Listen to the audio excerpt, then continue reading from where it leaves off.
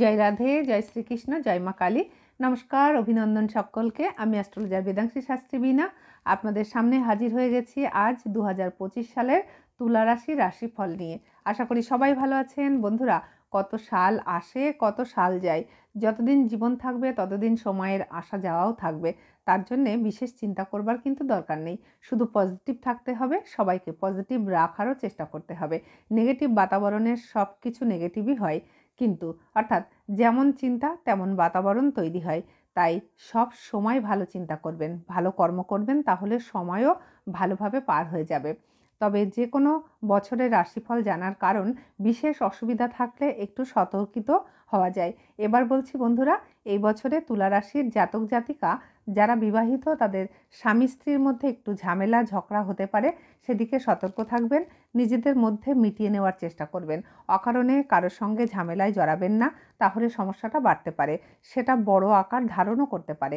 এবছরে তুলা রাশির জাতক জাতিকা যারা যে কোনো কারণে পড়াশুনো, চাকরি বাকরি, ঘুরতে যাওয়ার জন্যে বিদেশ যেতে চাইছেন, তাদের পক্ষে অতটা শুভ নয় বছরটা। যদি যেতেই হয় সাবধানে যাবেন, ওষুধপত্র সঙ্গে রাখবেন, গাড়ি সাবধানে চালাবেন, বাইক, চার চাকা, যাই হোক রাস্তা পারাপার সাবধানে করবেন, কারণ তা না হলে অ্যাক্সিডেন্ট হতে পারে। যারা তুলা লগ্নের তারাও কিন্তু এই রাশিফলটা ফলো করবেন। এই 2025 সালের তুলা রাশির জাতক জাতিকার শুক্র ফেভার করবে না। তুলা রাশিকে শুক্র গ্রহ কন্ট্রোল করে, সেই শুক্র এবছর ডাউন থাকবে। তাই শরীরের দিকে যত্ন নেবেন, খাওয়া দাওয়া ঠিক করে করবেন। শরীর খারাপ হলে অবশ্যই তাড়াতাড়ি ডাক্তার দেখাবেন, নেগলেক্ট করবেন না। এবছরে আপনাদের হাড়ের সমস্যা হতে পারে, পা, কোমর, কাঁধের যে কোনো জায়গায় ব্যথা হতে পারে, সারা শরীরের ব্যথা যন্ত্রণা বাড়তে পারে, বিপি সুগারের সমস্যা হতে পারে, বা যাদের আছে তাদের আরও বাড়তে পারে। সবসময় চেক করবেন। আপনারা শুক্রবার করে মা লক্ষ্মীর পূজা করবেন। শুক্রবারে মা লক্ষ্মীকে ক্ষীর বানিয়ে তাতে কেশর ঢেলে, অর্থাৎ কেশর মিশিয়ে মহালক্ষ্মীকে ভোগ লাগাবেন, এবং সেই ভোগটা আপনারা সবাইকে প্রসাদ হিসাবে বাঁটবেন। সারা বছর ওম মহালক্ষ্মী নমঃ মন্ত্রটি জপ করবেন। আপনি আপনার কর্মের উপর বিশ্বাস করবেন, যাই করবেন নিজের প্রতি কনফিডেন্স রাখবেন, সবাইকে ভালো করবেন। কাউকে ভালো করতে না পারলেও খারাপ কিন্তু করবেন না। তুলা রাশির যে সমস্ত বন্ধুরা পড়াশুনো করছেন, তাদের সময়টা ভালো, মনের মতো চাকরি পেতে পারেন। বিদেশ যাত্রার যোগ আছে, বিদেশ যাত্রা যাওয়ার সময় একটু বুঝে সুঝে যাবেন। আপনারা এবছর ভীষণ কনফিউজ থাকবেন, তার জন্য আপনাদের গুরুজন এবং বাবা মার পরামর্শ নিতে অবশ্যই ভুলবেন না। মা বাবাকে শ্রদ্ধা করবেন, তাদের কথা শুনবেন। তুলা রাশির সবাইকে এই কথাগুলো বলছি, সবাই যারা তুলা রাশির জাতক জাতিকা তাদের প্রত্যেককেই।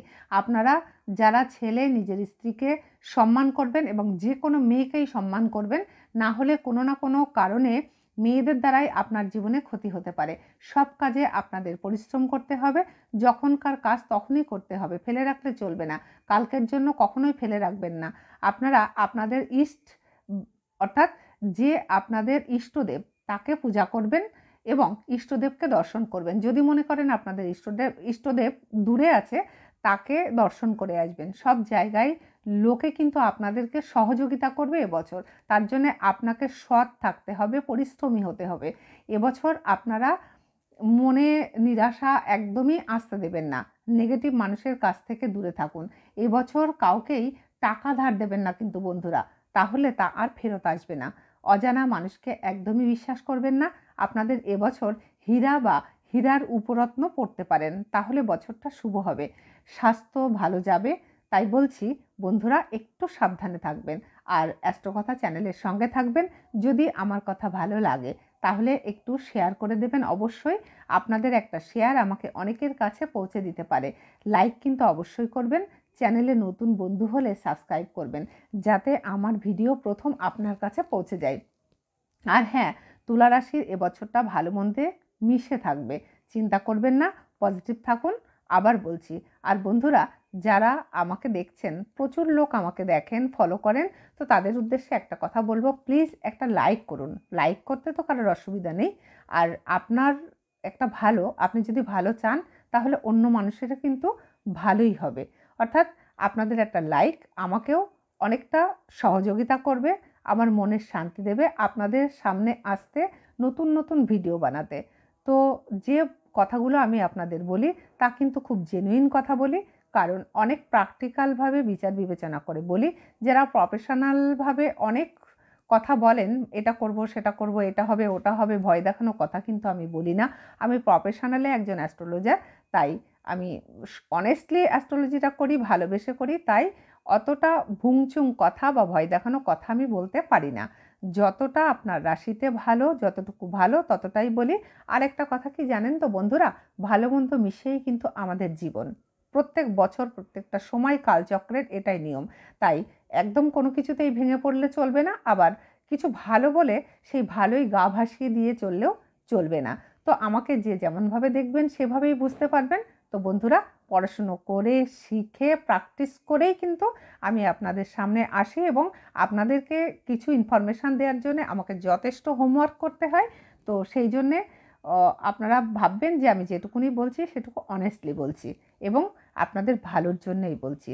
আর হ্যাঁ, আরেকটা কথা বলি যে একদম পারফেক্টলি জন্ম পত্রিকা কিন্তু প্রত্যেকের একটা ফেভার করে। একদম অ্যাকুরেট যদি জানতে হয়, সেক্ষেত্রে আপনারা যে কোনো অ্যাস্ট্রোলজারের সঙ্গে যোগাযোগ করবেন, আমার কাছেও আসতে পারেন। আমি দৈবিক মতে রুগী দেখি, আমি একজন তন্ত্র সাধিকা এবং অ্যাস্ট্রোলজার।